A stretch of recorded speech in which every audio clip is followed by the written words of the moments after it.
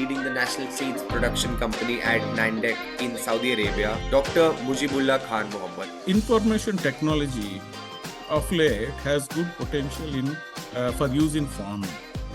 Tools like irrigation and soil moisture monitoring offer the promise of precise application of water. You also manage high-tech tissue culture labs and also run massive farms. I learned that the best technology is useless if it's not usable by the people on the ground. So, real value is in the correct implementation.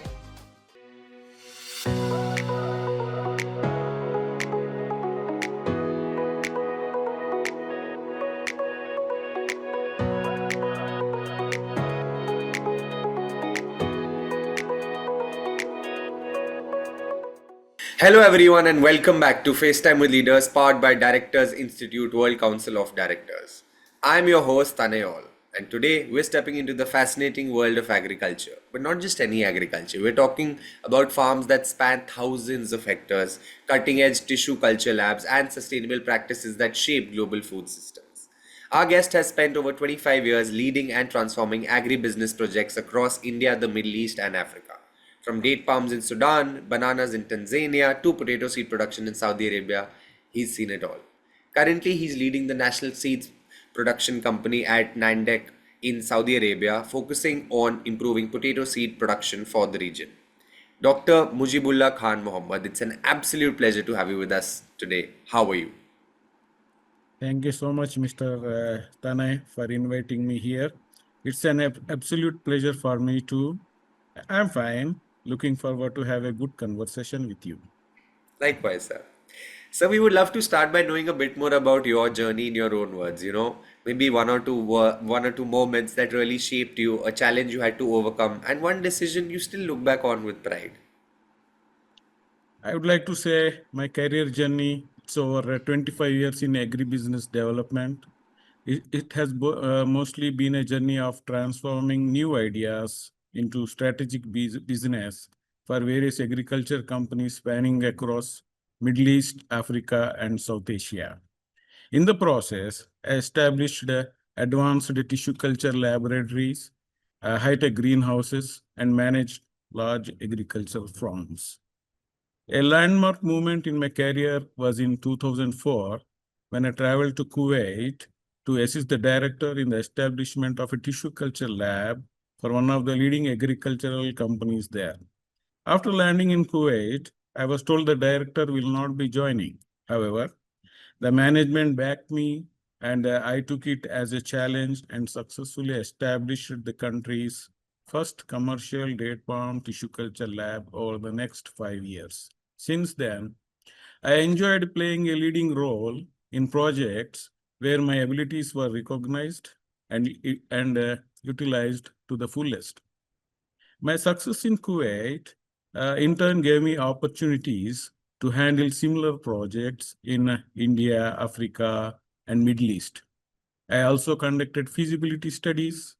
I submitted to a leading agriculture company in Saudi Arabia that it is profitable to venture into potato seed tuber production using tissue culture technology within Saudi Arabia.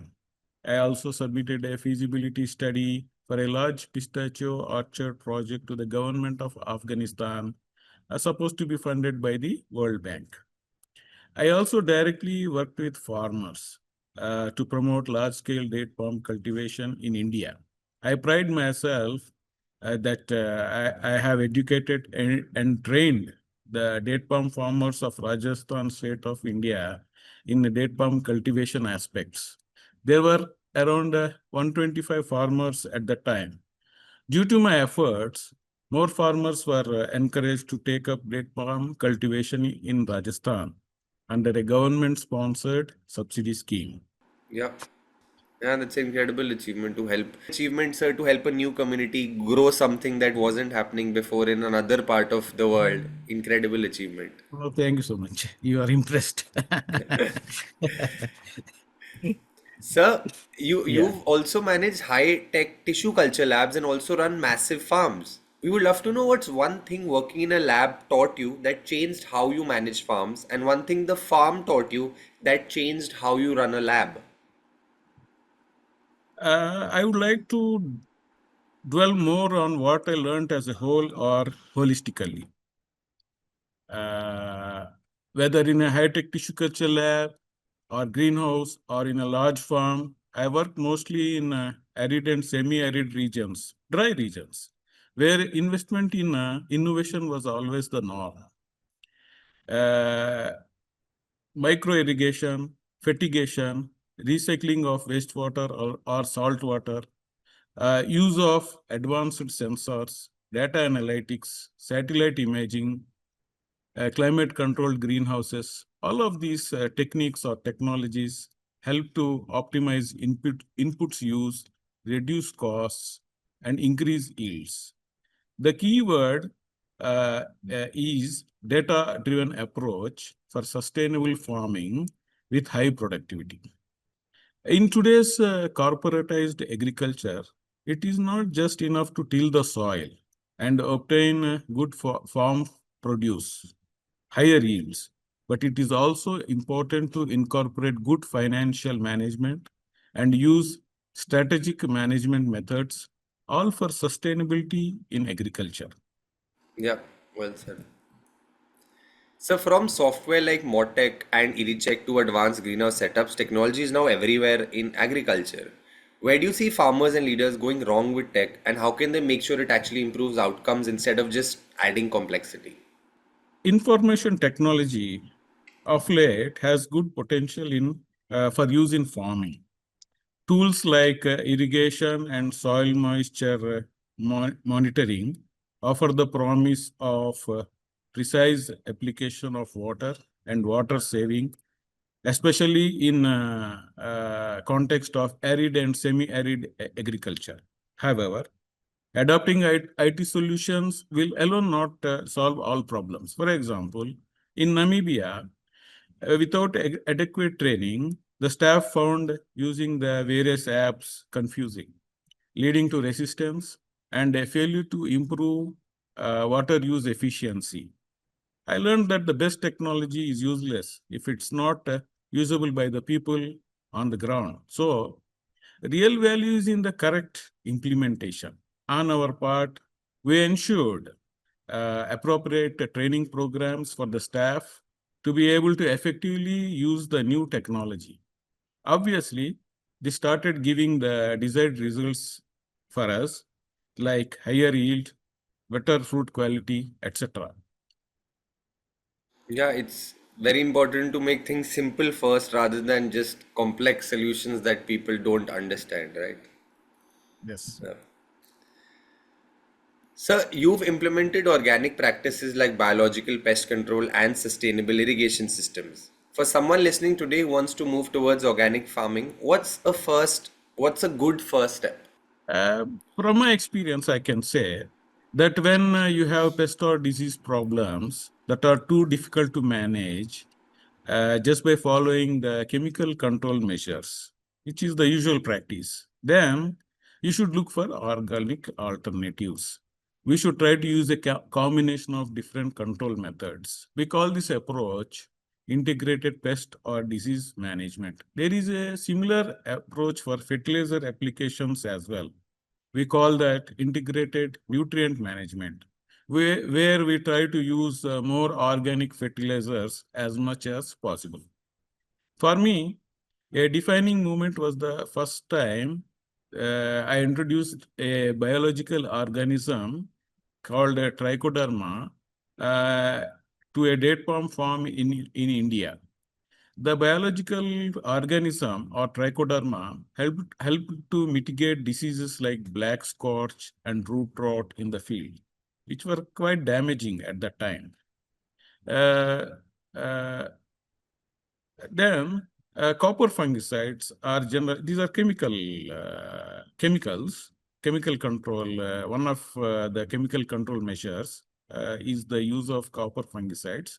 They are generally recommended for control of Graphola leaf spot. But I found that copper fungicides are not controlling Graphiola to my satisfaction. Not controlling well enough in the greenhouse, especially. After trying other chemicals, I started using trichoderma sprays in the greenhouse. And the results were good. Yeah. Encouraged by this, I even recommended use of trichoderma sprays to control graphiola even in the farms, open fields. Yeah. The idea worked well and farmers were very happy that they could control graphiola by using a biological organism where the chemical control method was not very effective. Red palm weevil is a very dangerous pest of palms and very difficult to control. And the best approach for its management has always been the integrated approach. For farmers who reported prevalence of the pest in their farms, I encourage them to use biological organisms for pheromone traps, etc., alongside chemical methods of control as well. So, when it comes to recommending organic farming, my recommendation for organic farming will be that a farmer should not totally switch to organic methods. For example, in Sri Lanka, way back in April 2021, the government mandated a switch to 100% organic agriculture, which included a ban on the import of chemical fertilizers and pesticides. That resulted in a very bad effect. The sudden and abrupt shift caused a drastic drop in crop yields, with rice production falling by nearly 14% in Sri Lanka when they introduced this 100% switch to organic farming. This led to food shortage, increased food prices, and a loss of foreign exchange from exports, which also led to public anger and protests. The government was forced to reverse the policy just months later. The current focus there in Sri Lanka is on achieving a sustainable and viable transition to organic agriculture rather than an abrupt overnight change. I would recommend a similar approach to anyone interested to move towards organic farming. Go step by step, no abrupt total switch to organics. Yeah.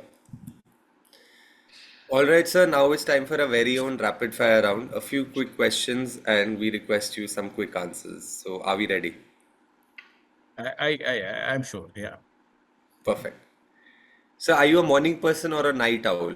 Or when do your best ideas strike? Yeah, being an agriculturist, we are always supposed to wake up early in the morning, go to the field before 7 o'clock. So Okay. I am a morning person. Lovely. One Yeah. crop you secretly think is overrated. I never found avocado is tasty to eat. It's Yeah. avocado. Yeah. What's your go-to snack? I prefer to eat fruits, apple, Okay. bananas, and so on. Yeah. If you could instantly master one new skill outside of agriculture, what would it be? Naturally, nowadays, computers are the in thing, have been for a very long time. So I would like to go for computer programming or coding. Okay. One thing you always pack when traveling for work, no matter what. My laptop computer. If your life was a movie, what would the title be? Life journey of a 21st century agriculturist. Lovely. You worked in so many countries. Which local food stole your heart? I prefer Indian, sir, even though I have traveled many countries. So it's biryani Okay. always. Okay. If you could invite any three people, living or not, to dinner, who would they be? I enjoy eating with my family, my wife and three kids. If you could describe yourself in 3 words. Difficult to answer, but I would say I'm a blend of three things: agri-technical expertise, international experience, and agri-project management. Great. Lovely, sir. That gets us to the end of the rapid fire round. Now back to the slightly more serious questions. Welcome. Sir, you've been a global GAP registered trainer and have seen how governance and standards affect agriculture. Why do you think ESG and certifications matter so much now, and how do they impact farmers on the ground? GlobalG.A.P is a tool that assists agricultural businesses in meeting the growing ESG-driven demands from consumers, investors, and regulators. GlobalG.A.P certification helps promote food safety, environmental sustainability, worker welfare, and traceability. A company having GlobalG.A.P certification can have access to export markets, which can fetch them better prices and increased profits. Having discussed that, what I noticed is that, in my experience, what I noticed is that focus on ESG and GlobalG.A.P by corporate agriculture can significantly improve the lives of farm workers, which is not usual in farming. The improvement of the lives of farm workers is particularly through enhanced health, safety, and labor practices. However, for small farmers, if they want to go directly for certification and compliance, it can be expensive. The expenses can include purchase of new equipment according to GlobalG.A.P standards, testing of pesticide residues, and consultancy fees for certification process.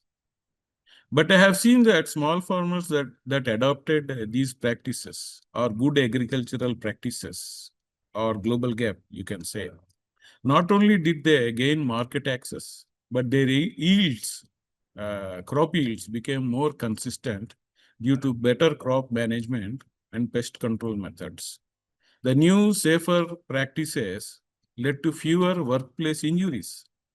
You can understand that.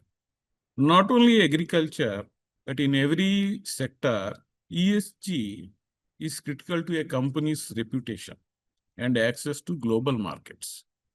ESG or GlobalG.A.P helps to promote ethical business practices and fair wages for the poor farm workers, and thus helps to improve conditions for low-income communities. Yeah, it's more of a long-term solution and helps people grow who otherwise wouldn't have been able to. Yeah, Yeah. that's right. Sir, you've been connected with Directors Institute recently. What drew you to it, and how has it shaped the way you think about leadership and governance? As I moved from functional roles into more senior management roles, reporting to CEOs and boards, I developed an interest to align my knowledge and experience with a robust governance framework that could protect the company's business interests as well.